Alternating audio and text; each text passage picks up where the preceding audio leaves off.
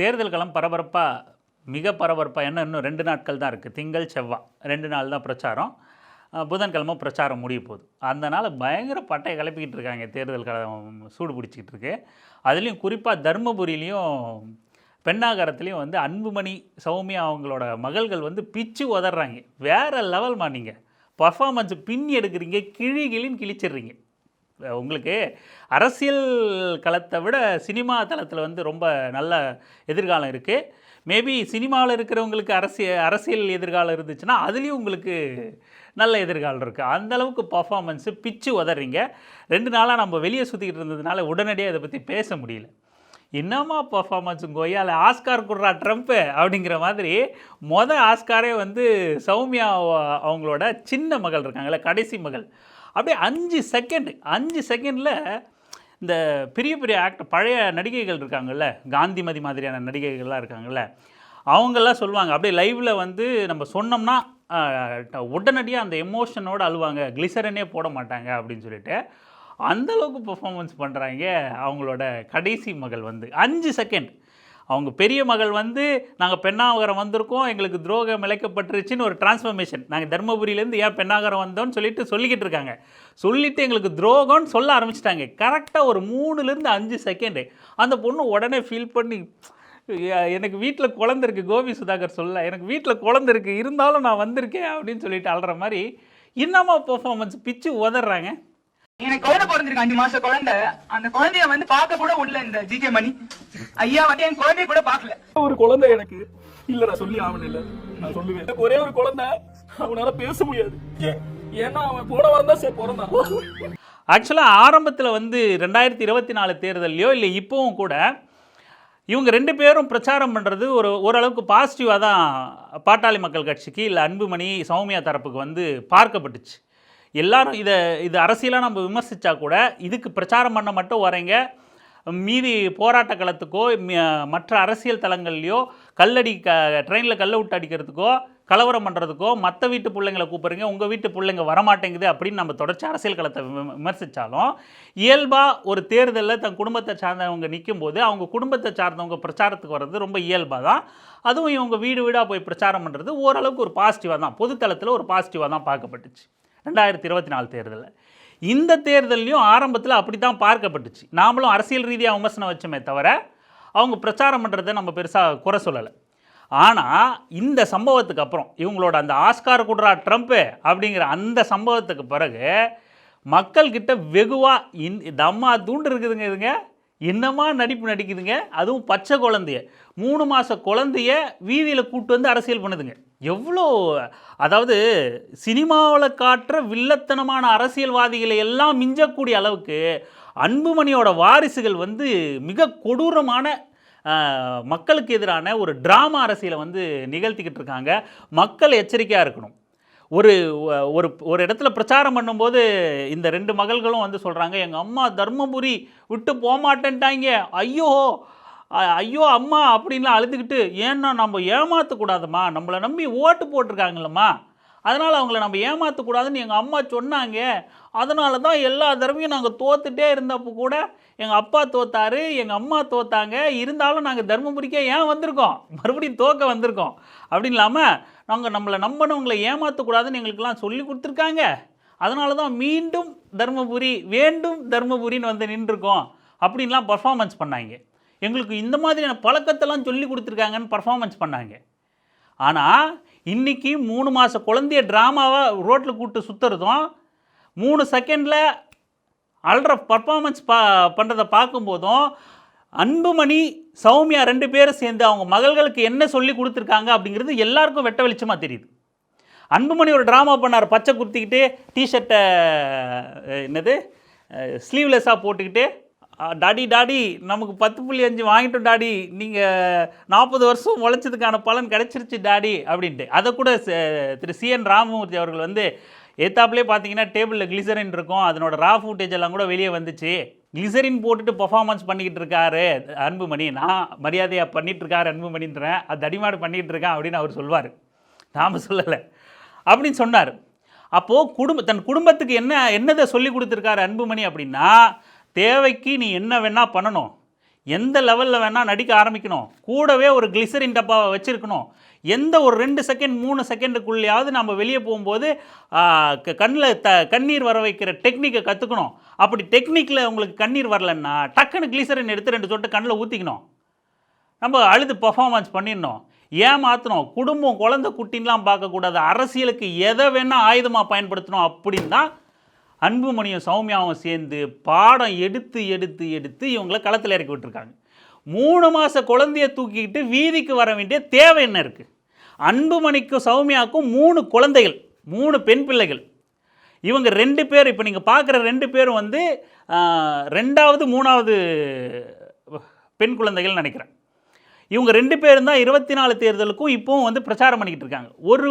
ஒரு மகள் வந்து தேர்தல் களத்தில் வர்றதில்லை, அவங்க பிஸ்னஸ் பார்த்துப்பாங்களோ என்னமோ தெரியல.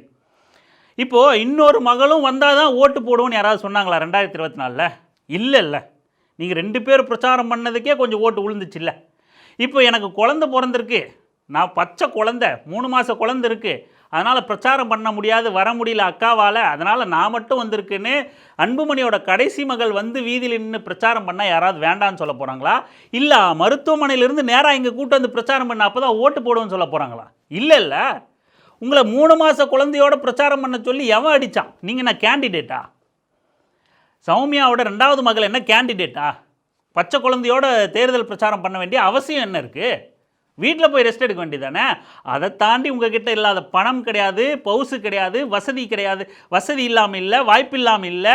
நீங்கள் நினச்சா என்ன வேணால் எத்தனை பேரை வேணால் வேலைக்கு போட்டு குழந்தைய பார்த்துக்க சொல்லலாம்.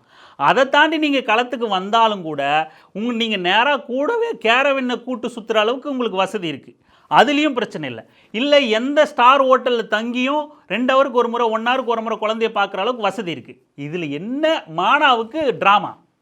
என்ன மானாவுக்கு ட்ராமா? யாரை ஏமாத்துறீங்க? மக்களை அவ்வளோ முட்டாளா? தம்மா துண்டு பொண்ணு 5 செகண்டில் நீ கண்ணீர் வர வைக்கிற டெக்னிக்கை கற்றுக்கிட்டு வந்து மக்களை முட்டாளாக்குறான்னு பார்க்குறேன் நீ?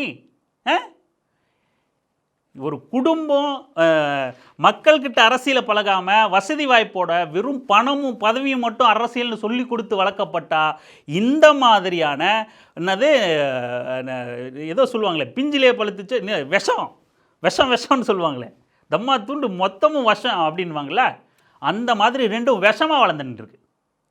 எவ்வளோ ட்ராமா இது! உள்ளே வரும்போதே இவ்வளோ ட்ராமாவோட மிக கேவலமான அரசியலை கையில் எடுத்துகிட்டு வந்தால் நாளைக்கு சௌமியாவுக்கு அப்புறம் அரசியல் எதிர்காலமாக அந்த கன்றாவி அந்த கட்சியோட அரசியல் எதிர்காலம் இவங்க 2 பேரும் தான். நாளைக்கு இவங்க தான் அந்த கட்சியை டேக் ஓவர் பண்ண போகிறாங்க. அன்பு ஒரு ஜென்ரேஷன் கேப்பில் ராமதாஸ் அவர்கள்கிட்ட விமர்சனம் இருந்தாலும் களத்திலிருந்து வந்த நபருக்கும் சொகுசாக வளர்ந்து இளவரசராக வாழ்ந்து பதவி கைமாற்றப்பட்டு வந்த நபருக்குமே அவ்வளோ பெரிய வித்தியாசம். கொள்கை அரசியல் எதுவும் என்னன்னு தெரியல, வெறுமனே வியாபார அரசியல், சுயநல அரசியல். தான் ஜெயிலுக்கு போகக்கூடாதோ, ஐயோ பிஜேபி என்ன ஏதாவது பண்ணிடும், தயவு செஞ்சு என்னை காப்பாற்றுங்க கர்த்தரே அப்படின்னு சொல்லிட்டு ராமதாஸ் கால்லையும் அவங்க அக்கா காந்திமதி கால்லையும் விழுந்து கதறி இருக்காங்க 2 பேரும், சௌமியாவும் அன்புமணியும். நாம் சொல்லலை, காந்திமதியே சொல்கிறாங்க. காந்திமதியோட மகன் முகுந்தனே சொல்கிறார், ராமதாஸே சொன்னார். இந்த அளவுக்கு அரசியலுக்கு துளி கூட தகுதியற்ற நபராக தான் அன்புமணியே இருக்கார். ஆனால் அப்படியே இந்த ஒரு ஜென்ரேஷன் கேப்புக்கே அன்புமணி கிட்ட இவ்வளவு பிரச்சனை, அரசியல் தகுதியற்ற நபராக வளர்ந்து நிற்கிறாரு. அந்த மாதிரியான அன்புமணியாலையும் சௌமியாலையும் வளர்க்கப்பட்ட 2 மகள்கள்கிட்ட எவ்வளவு மோசமான அரசியல் இருக்கும் அப்படிங்கிறத இப்போவே களத்தில் காமிச்சிட்டாங்க. ட்ராமா குடும்பமாக இருக்குது, பொய் பேசுகிற குடும்பமாக இருக்குது. மிக மிக மக்கள் தன்னை நம்புகிற மக்களே தன்னை நம்புகிற குடும்பத்தையே துரோகம் பண்ணக்கூடிய குடும்பமாக இந்த குடும்பம் வந்து வளர்ந்து நிற்குது. அதுவும் அந்த வீடியோ கிளிப்பை இன்னொரு முறை பாருங்கள். எத்தனை செகண்டில் அந்த பொண்ணுங்க வந்து அந்த நடிப்பை கையில் எடுக்கிறாங்க பாருங்கள். இவங்க 2 பேரும் பிளான் பண்ணி தான் களத்தில் இறங்கியிருக்காங்க. யார் 2 பேரும்? அந்த மகள்கள் 2 பேரும் இல்லை, அன்புமணி சௌமியா இந்த மகள். இவங்க இந்த 3 குரூப்பும் தனித்தனியாக போவாங்க, ஆனால் ஒரே அரசியல். அன்னைக்கு பேசப்பட்ட இல்லை அது குறித்து பேசப்படுற அரசியல் நீங்கள் அன்புமணி பேசுனதும் அன்னைக்கு பேசின கண்டென்ட் அதே தான். எங்கள் குடும்பத்தை பிரிச்சுட்டாங்க, ஐயோ அம்மம்மா எங்கள் குடும்பத்தை பிரிச்சுட்டாங்க, பச்சை குழந்தம்மா அதை கூட பார்க்க விடலம்மா ஐயா, தூக்கிட்டு போய் கேட்டாண்ட நிற்க வேண்டியதானே. தைலாபுர தோட்டத்துக்கு போய் கேட்டு வாசலில் நின்றுட்டு ப்ரெஸ்ஸை கூட கூப்பிட்டு போயிட்டு, ஐயா சாமி பச்சை குழந்தையோடு நிற்கிறேன், எனக்கு கேட்டுக்குள்ளே விடமாட்டாங்கன்னு நீங்கள் ஏதாவது வீடியோ வெளியிட்டீங்களா? இல்லை உங்களை கேட்டுக்குள்ளே விட முடியாது அப்படின்னு சொல்கிற அளவுக்கு அங்கே யார் இருக்கா? அன்புமணி 2-3 நாளைக்கு முன்னே கூட தானே போய் அவங்க அம்மாவை பார்த்துட்டு வந்தேன். எப்போ ராமதாஸ் வெளியே போவாருங்கிற செய்தி வரைக்கும் இன்னொரு பக்கு, இன்னொரு ஒட்டு கேட்குற கருவி கூட ஏதாவது வச்சுருக்காரான்னு தெரியல. ராமதாஸ் எப்போ கேட்டை விட்டு வெளியே வருவார், எப்போ நம்ம கேட்டுக்குள்ளே போகலான்ற வரைக்கும் துல்லியமாக உங்களுக்கு தகவல் தெரியுது. அவர் இப்படி போனோடனே இப்படி போயிட்டு உள்ளே உட்காந்து அம்மாவை சந்திச்சுட்டு சாப்பிட்டு வர முடியுது. அன்புமணியை கேட்டுக்குள்ளே விட்டவங்க அன்புமணியோட மகள்களை கேட்டுக்குள்ளே விட மாட்டேன்ட்டாங்களா? என்ன ட்ராமா இது? பெண்டாகரத்துல வந்து நம்ம ஜெயிச்சே ஆகணும். எனக்கு பெண்டாகரத்துல அந்த ஒரு விஷயத்துக்கு தான் நான் இப்போ உங்களை பார்க்கவே வந்திருக்கேன். ஏன்னா நம்ம சார் சொன்னார்ல, இது மாதிரி அவங்க ஒரு பெரிய துரோகி, அவங்களுக்கு நம்ம வாய்ப்பு கொடுக்க கூடாதுன்னு. அந்த துரோகத்தை கண்ணில் கூட நின்று நாங்கெல்லாம் பார்த்தோம். இல்ல சும்மா சொல்லலண்ணா, சும்மா சொல்லணுமா, என்னால வந்து அதை ஏத்துக்கவே முடியல. ஏன்னா உங்களுக்கு தெரியும்ல நாங்க எப்படி இருந்தோம்ட்டு. எங்க குடும்பம் எல்லாம் நீங்க பாத்திருக்கீங்கல்ல. நாங்க வந்து ஒரு பொங்கல் ஒரு இதுக்கெல்லாம் நாங்க ஒன்னா சேர்ந்து எல்லாரும் சேர்ந்து ஒன்னா இருப்போம். ஐயா தான் எங்களுக்கு நம்ம வழிகாட்டி, நம்ம குலதெய்வம் எல்லாம் அவர் தான் ஒன்னா இருப்போம். இந்த மாதிரி இந்த இந்த இந்த இந்த பொண்ணுங்க பேச்சை கேட்டுட்டு வாக்களிக்கணும்னு நினைக்கிறவங்க மிகப்பெரிய தப்பு பண்ண போகிறீங்க. அவங்களோட சீப் பாலிடிக்ஸ், மிக கேவலமான கன்றாவியான அரசியலுக்கு, பச்சை புள்ளையை வச்சுக்கிட்டு பண்ணுற அரசியலுக்கு, அழுது புலம்பி மருந்து கண்ணில் கிளிசரின்னா கூட நிறைய பேருக்கு தெரியுமான்னு தெரியல, கண்ணில் அழுகையை வர வைக்கிற மருந்து, அப்படி உங்களுக்கு புரியுற மாதிரி சொல்லணும்னா மருந்தை ஊற்றிட்டு அழுக தெரிகிற குடும்பம் தான் அது. அவங்களுக்கு சென்டிமெண்ட்னா என்னன்னு தெரியாது, பாசம்னா என்னன்னு தெரியாது, குடும்பம்னா என்னன்னு தெரியாது, மக்கள்னா என்னன்னு தெரியாது, மக்களோட வழிகள்னா என்னன்னு தெரியாது. இவங்க வந்து வாக்கு கேட்கறதுனாலையும் அவங்க எங்கள் குடும்பத்தை பிரிச்சுட்டார் ஜிகே மணி அப்படின்னு புலம்புறதுனாலையெல்லாம் ஓட்டு போடணும்னு நினச்சிடாதீங்க. முழுக்க ட்ராமா பண்ணிக்கிட்டு இருக்கு இந்த குடும்பம். நீங்கள் இந்த ட்ராமாவுக்கு பதிலடி கொடுக்கணும் அப்படின்னா நீங்கள் பாட்டாளி மக்கள் கட்சியோட வேறு எந்த வேட்பாளருக்கு ஓட்டு போட்டாலும் பரவாயில்ல, சௌமியா மிகப்பெரிய அளவில் தோற்கடிக்கப்படணும். அவங்க ட்ராமாக்கும் மக்களை ஏமாத்துகிற விஷயங்களுக்கும் முற்றுப்புள்ளி வைக்கணும் அப்படின்னா சௌமியாவை மிகப்பெரிய வித்தியாசத்தில் தோற்கடிக்கணும். அதுதான் அவங்களுக்கு கொடுக்குற பதிலடியாக இருக்கணும். பாஜகவை விரட்டணும், பாஜகவுக்கு பயந்துக்கிட்டு காலை பிடிச்ச நபருக்கு நீங்கள் வாக்களிக்காமல் விட்டிங்கன்னா தான் அது பாஜகவுக்கு விழுற அடியாக இருக்கும். முழுக்க சௌமியாவும் அன்புமணியும், இன்னும் சொல்லப்போனால் 100% சௌமியா பாஜகவோட கூட்டுக்களவாளித்தனம் பண்ணிக்கிட்டு பாஜகவோட முழு நேர அடிமையாக மாறி போயிட்டு இன்றைக்கி உங்களை வந்து சந்தித்து ட்ராமா பண்ணிக்கிட்டு இருக்காங்க. அந்த பொண்ணு சொல்லுது, அந்த பெரிய பொண்ணு பச்சை குழந்தைய வச்சு ட்ராமா பண்ணிக்கிட்டு இருக்கேன், அந்த பொண்ணு சொல்லுது, ஜிகே மணி அவர் பெரிய தயாரிப்பாளர், அவர் வந்து படம் எடுக்கிறவங்களுக்கு நம்ம ஓட்டு போடணுமா அப்படின்னு சொல்லிட்டு எவ்வளோ இவங்ககிட்ட முரண்பாடு இருக்குது பாருங்கள். அந்த பேசுகிற பொண்ணே தயாரிப்பாளர், சினிமா எடுத்து படம் ரிலீஸ் பண்ணியிருக்கு, லேப்டாப்பை தூக்கிக்கிட்டு வீடாக நடிகர்கள் வீட்டுக்கு போயிட்டு இதை பாருங்கள் ரிவ்யூ பண்ணுங்கன்னு ரஜினி முதல் கொண்டு எல்லார் வீட்டுக்கும் போய் விளம்பரம் பண்ணி படம் எடுத்து ரிலீஸ் பண்ணி பணம் சம்பாதிச்ச பொண்ணு தான் உங்ககிட்ட வந்து தமிழ்குமரன் வந்து தயாரிப்பாளர் படம் எடுக்கிறவர், அவருக்கு ஓட்டு போடணுமான்னு கேட்குது. நீங்கள் தமிழ்குமரனுக்கு ஓட்டு போடுறீங்களா, சௌமியா அன்புமணிக்கு ஓட்டு போடுறீங்களாங்கிறது முக்கியம் இல்லை, எவ்வளவு முட்டாளாக உங்களை நினச்சி அந்த பொண்ணு பேசுதுங்கிறத மட்டும் நினச்சிங்க. அதுவே சினிமா தயாரிப்பாளர், ஆனால் இன்னொருத்தர் சினிமாக்காரர்னு சொல்லி எதிர்த்து உங்ககிட்ட பிரச்சாரம் பண்ணுது. யார் போனாலும் அந்த அவங்க தாத்தாவை பார்க்க முடியும், குழந்தைய கூட்டு போய் காட்டு வராமல் எங்கள் வீட்டுக்கு எங்கள் அப்பா பிரிச்சுட்டாங்க அப்படின்னு வந்து ட்ராமா பண்ணிக்கிட்டு இருக்கு. குழந்தைய ரோட்டில் தூக்கிக்கிட்டு ஃபோட்டோ ஷூட் நடத்திட்டு ட்ராமா பண்ணிக்கிட்டு இருக்கு. 5 செகண்டில் அழுது ட்ராமா பண்ணிக்கிட்டு இருக்காங்க.